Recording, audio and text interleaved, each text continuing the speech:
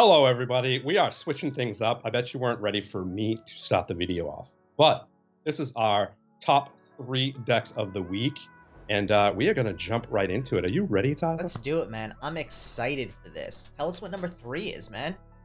Number 3 is the Copperhead deck by Legends Playing Cards. Nice. It is a 3-deck series, or I should say variations. It has a yellow, a blue, and a silver. They were all chosen because they are the colors of 2021. They are all an 800 print run. They are all ultra thin in their new Viper finish. And yeah. Let's take a look, man.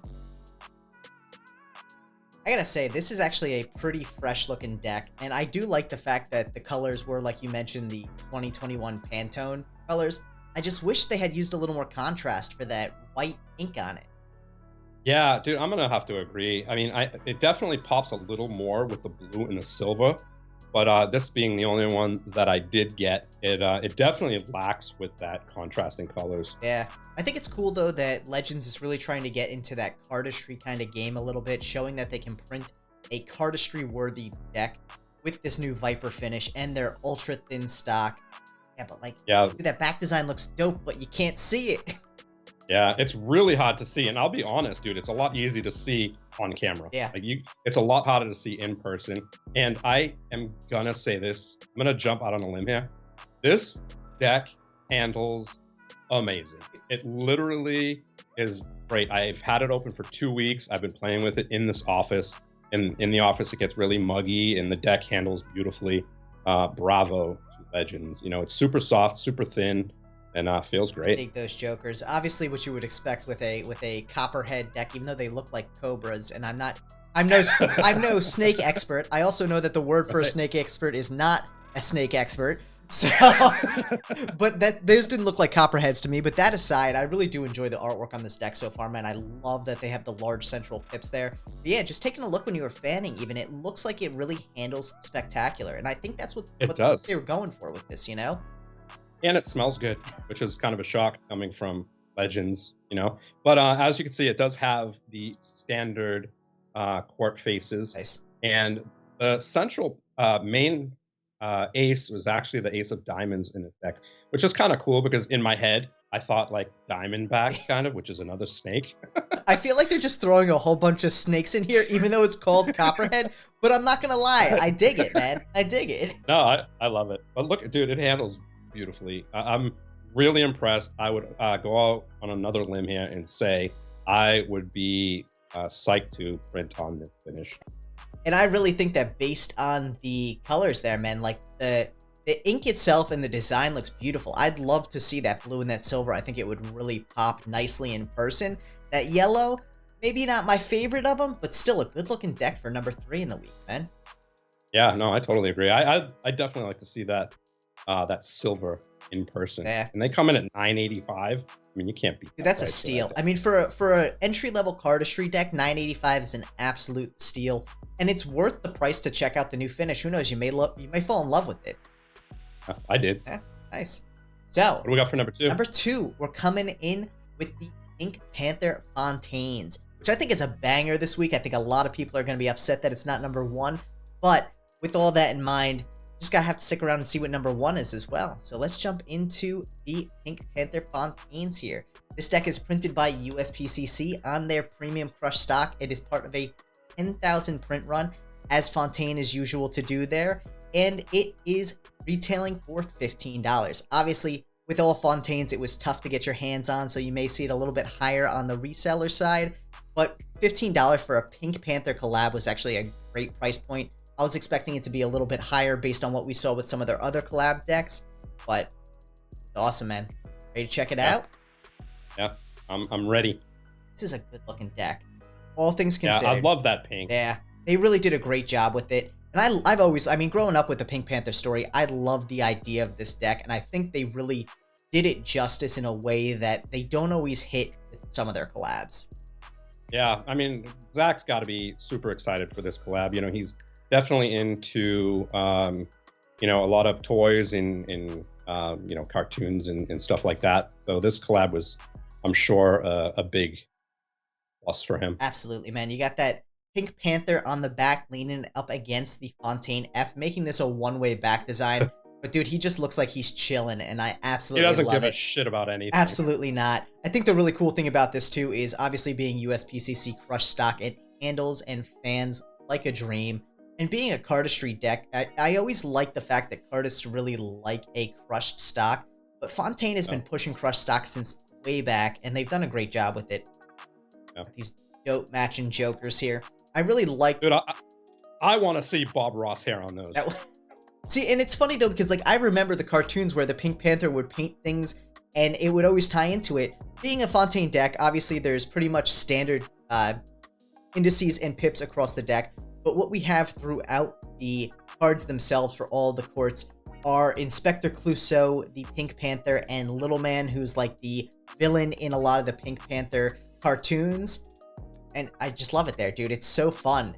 Such fun motion to it. He's across all the jacks, Pink Panther's across all the queens, and the Inspector's across all the kings, right? Yeah, and I think that's a great consistency across it. And I think just the way they approach this, it's fun. It touches on the cartoon side of it. Obviously, with the Pink Panther, there's the live action movies and then the cartoon. But I think they did a great job bringing that fun 80s cartoon vibe to the deck. Yeah, I honestly am going to have to admit, I don't think I've ever seen more than one episode of the Pink Panther cartoon. Dude, I used to love the Pink Panther. And I really like these full bleed ad cards that they did here. I think they add a nice touch of color to it. They make a great addition for Cardistry because it allows you to really have a hard pop of color there. But that purple and that black looks so good.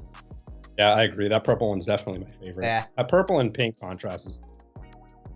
Yeah, man, they did a great job with this. And all things considered, you know, this is probably one of my, like, top 3 Fontaines out there. I think, surprisingly, Fontaine has been coming out with some banger decks in the past, you know, year, to the point that I really just enjoy checking them out now and seeing what the next one. After the Dabsmila and then the Pink Panther, they really, like, they got me hooked. Yeah, it looks like they have another one coming up that they've been teasing lately, not teasing very much of it, but it definitely looks like it's going to be a colorful deck, which I'm looking forward to. I like when they really go full art on their stuff and really try and push it to the extreme, because I think Zach's got such great connections, it's worthwhile for him to utilize them to bring amazing artwork to his decks. Yeah, dude, it's time for number 1. Are you ready for this, man? I have to say, I am ready. I think this, it's real early, but this might be like my deck of the year already. So, really? Oh my god, yeah. I mean, this is one of my favorite series of playing cards out there, and I think ultimately makes 100% perfect sense being number 1 for this week. Ready? Yeah, I'm gonna have to agree with you. I think, you know, when people see it, they'll understand why we picked this one. Yeah. But yeah, definitely one of my favorite series of all time for sure. And coming in at number 1 this week, Butterfly Playing Cards Spring Edition. Dude, this deck, printed by Cardamundi, is part of a 1,000 deck print run on their B9 Slimline stock. And it's a bordered butterfly deck, which is an interesting take because we've only ever seen one bordered butterfly deck before, Butterfly. And because it is bordered, it lacks the butterfly marking system. But hands down, I think this might actually be one of the most beautiful butterfly decks to date. And I even include the gold and silver gilding in that, man. I know you're a big fan, but this one to me just screams stained glass window, which I love. Yeah, it definitely does. And, you know, let's jump into it and take a look at it. Absolutely, man. Look at this, the Butterfly Spring Edition. Out of all things on this deck, the one thing I actually was not a huge fan of is the tactile feel of the tuck. It's got kind of a plasticky feel to it, but I love the simple black with the rainbow band on it. Yeah, I love that tuck flap. I know, dude. Just looking at this thing, I can't help but smile. It really evokes that feeling of spring to it. Yeah, especially when you're living in the East Coast and it's winter there, right? Oh my god, man. I'm so glad to be able to look outside and there's no more snow, and this thing just definitely gets me in the mood. Yeah, it's beautiful. It definitely is a spring deck, and you know, Andre just crushed it, bringing that alive. Yeah, being Cardamundi B9 Slimline stock, obviously this handles and fans beautifully. Real easy to get your hands on it, real easy to spring, to spread the works. Really comes out of the deck feeling pretty much broken in. The one interesting thing about this, though, is this actually felt a little bit stiffer than the usual B9 Slimline, and I was kind of surprised by that.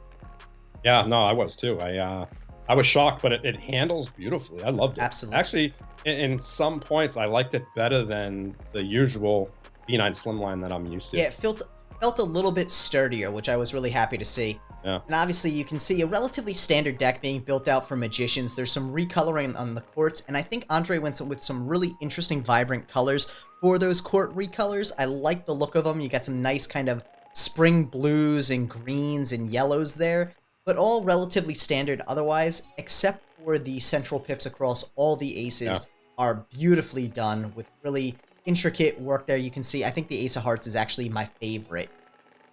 Yeah, and another thing that I wasn't aware of is, when I open this deck up, as you can see, the Ace of Clubs is actually on top, and the Ace of Spades is on the bottom. Yeah, which Andre was telling us that this is like a European thing, where European decks or Spanish decks come in that new deck order, which is contrary to the standard new deck order we expect.